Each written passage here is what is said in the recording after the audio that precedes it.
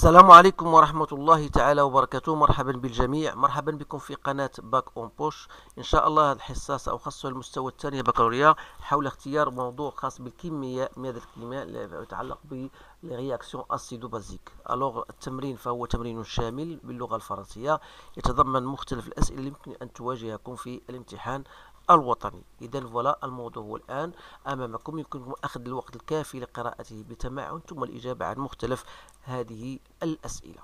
إذا on dispose d'une solution aqueuse S1 d'acide éthanoïque et d'une autre solution de l'acide benzoïque. Bien sûr, les mesures sont prises à une température constante à 25 degrés.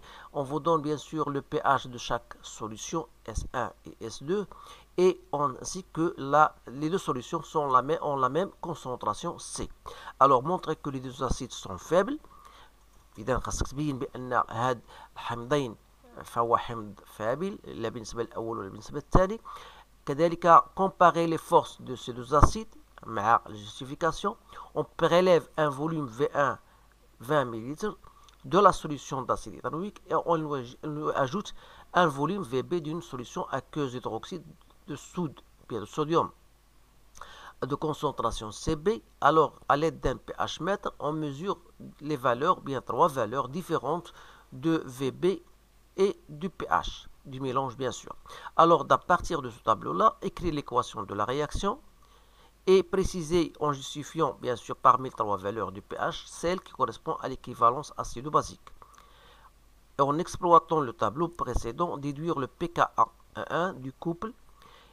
Troisième question, on prélève un volume V2 de la solution S1 d'acide éthanoïque auquel on ajoute quelques cristaux de benzoate de sodium.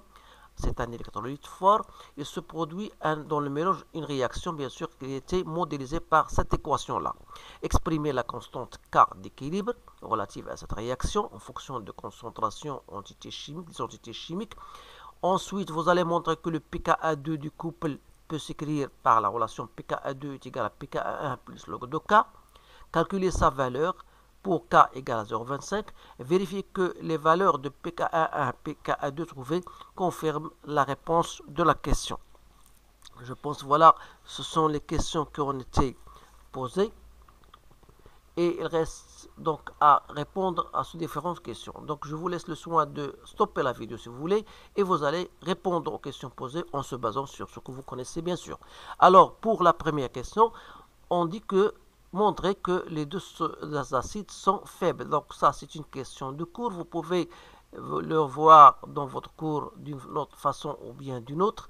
Je vous propose bien sûr une simple chose, comment on va démontrer. Donc ici, bien sûr, à partir de la solution S1, donc la solution S1 c'est de l'acide éthanoïque et la solution S2 c'était l'acide benzoïque. Alors ils ont tous la même concentration C. Alors à partir de leur valeur pH1 qui est égal à 2,90 et le pH2 est égal à 2,60, je peux en tirer la concentration de H3+ mise en solution. Chaque solution, donc H3+ pour la solution 1 et pour la solution 2. Donc ça sera ici 10 moins 2,9, ici 10 moins 2,60. Donc en utilisant votre calcul, vous allez trouver soit 1,26 10 moins 3, bien sûr, mol par litre. Ici j'ai trouvé 2,5 10 moins 3 mol par litre. Alors, en comparant ces résultats-là par rapport à la concentration de chaque solution, je remarque qu'il est inférieur à C. Et on est de même pour H3O+, pour la solution 2. Ça veut dire quoi? Ça veut dire que l'acide est faiblement dissocié. Donc, l'acide, qu'il soit de CH3CO2H, ou bien l'autre C6H5CO2H est faiblement dissocié à partir de les résultats numériques. Alors voilà pour la première question. Pour la deuxième question 1B,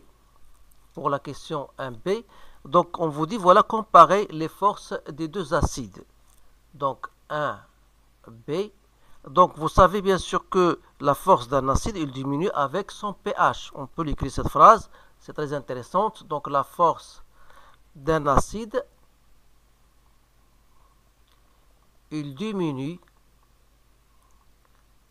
avec son pH. C'est-à-dire il suffit de comparer le pH des deux solutions. Donc on a le pH 2 est inférieur à pH 1. Pourquoi? Tout simplement, on a le pH 1 2,90 et le pH 2 est égal à 2,60. Donc, tant que le pH 2 est inférieur à pH 1, ça veut dire que l'acide correspondant à la solution de l'eau de l'acide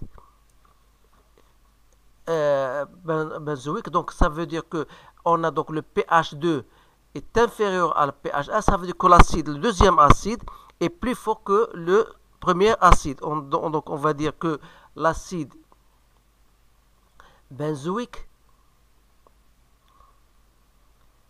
est plus fort que l'acide éthanoïque. Donc voilà pour cette question. Donc essayez bien sûr de comprendre cette question parce que ce sont des questions vraiment typiques. Maintenant, je passe à la question 2. Donc la question 2, vous avez un tableau. Vous devez quand même savoir l'exploiter. Donc la première chose, la première question c'était banal. Écrire la réaction, l'équation de la réaction.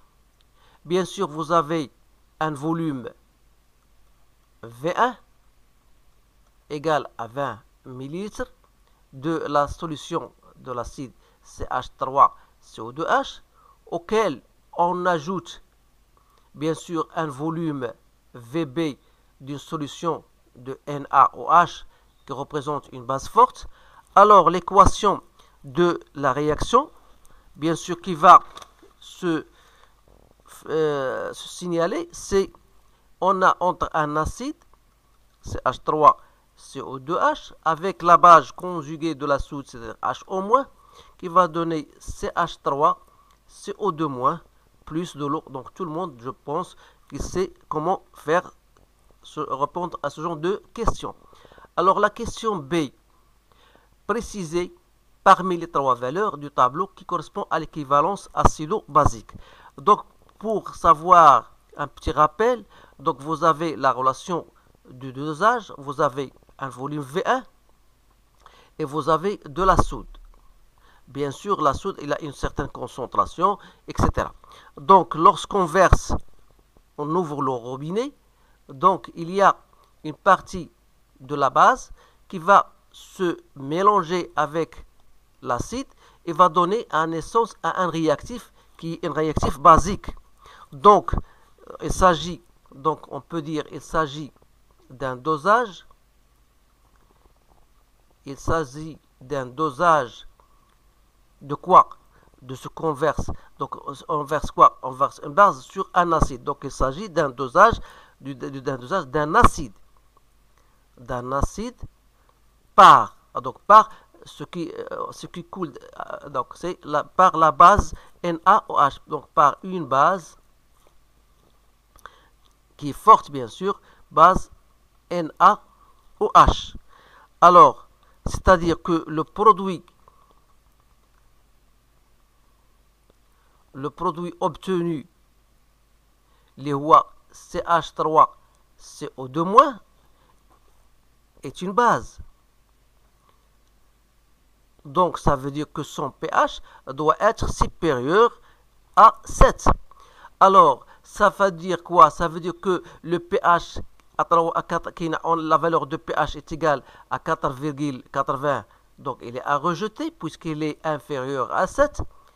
Et le pH est égal à 12,7 à rejeter. Pourquoi? C'est parce que c'est la fin de l'équivalence. Donc le seul qu'on doit garder, c'est le pH égal à 8,81 qui est supérieur à 7 et qui explique bien sûr le pH à l'équivalence. Autrement dit, le volume à l'équivalence, c'est 10 ml. Alors là, c'est une question très intéressante. Essayez bien de vous concentrer sur cette question et savoir ce truc-là. Alors, il y a une question de cours en exploitant le tableau, préciser ou bien déduire le pKa. Alors, à partir de ces valeurs-là, connaissons la valeur du volume à l'équivalence qui est égal à 10. Alors, le volume à la demi-équivalence, c'est-à-dire 10 sur 2, c'est-à-dire 5. Alors, ce volume-là, qui représente le volume à la demi-équivalence, lui correspond à un pH qui est égal à 4,8 et qui représente bien sûr le pKa. Parce que dans notre cours, on a vu que lorsque VB, c'est-à-dire le volume converse, est égal à la demi-volume de l'équivalence, alors dans ce cas, le pH est égal à pKa. Donc, on va noter tout simplement cela en disant, voilà, أتمنى أن يفهمني الطلبة لأن هذه الأمور تتعلق بالدرس خاصك ما تعطلش فيها بزاف لأنه شي حاجة اللي هي بانال. Donc voilà, غنقولوا بأن V à l'équivalence est égal à 10 ml. Donc si je cherche le volume E sur 2, c'est-à-dire le demi-équivalence qui est égal à 5 ml, je sais qu'à ce volume-là, je pourrais écrire que le pH égale à pK1. D'après le tableau, on a pH égal à 4,8. Donc voilà le pH à la demi-équivalence. Question, donc je passe maintenant à la question 3, je pense. Question, donc on a trouvé le pK1. Donc غادي نمشيو دابا السؤال الموالي اللي هو كما ترون. إذا حاول تقرأ السؤال مرة أخرى. عندنا un volume V2 auquel on a ajouté de benzoate de sodium. Donc il se passe une réaction qui est devant vous. Alors exprimez la constante d'équilibre. C'est facile.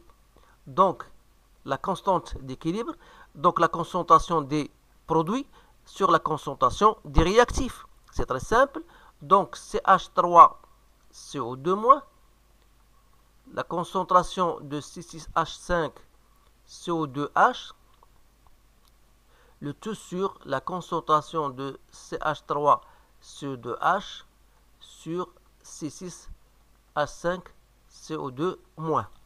Alors ceci peut s'écrire autrement, c'est-à-dire je peux le mettre, voilà, CH3CO2-, je multiplie par H3+ de part et d'autre, c'est-à-dire je multiplie par H3+, et si je dois, je divise par H3O+. Vous allez bien sûr savoir pourquoi, parce que cela, vous l'avez déjà dans votre cours. Donc, c'est H3C2H. Ici, il me reste C6H5CO2H sur la base conjuguée. Voilà. Donc, ça représente quoi? Ça, la première terme, ça représente la constante d'acidité pour le couple 1 sur, ça c'est l'inverse, donc c'est la constante du couple 2. Alors, à partir de là, j'exprime Ka2, donc c'est Ka1 sur K. Et si je fais entrer le moins log de K2, donc c'est pKa2. Il reste moins log de Ka1, c'est pKa1, moins, c'est-à-dire plus log de K.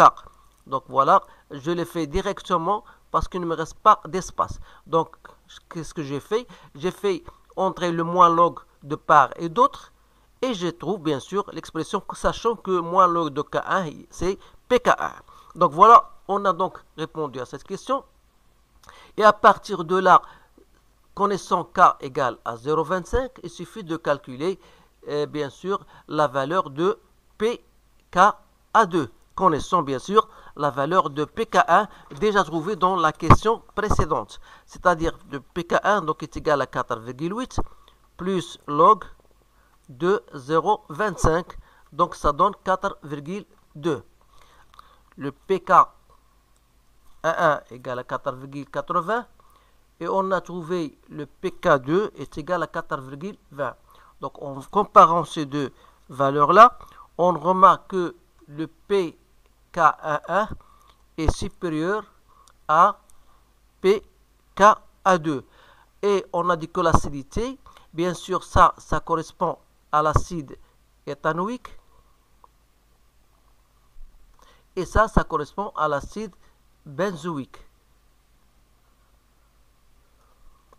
Donc, tant que le pKa2 est inférieur à pKa1, ça veut dire que l'acide benzoïque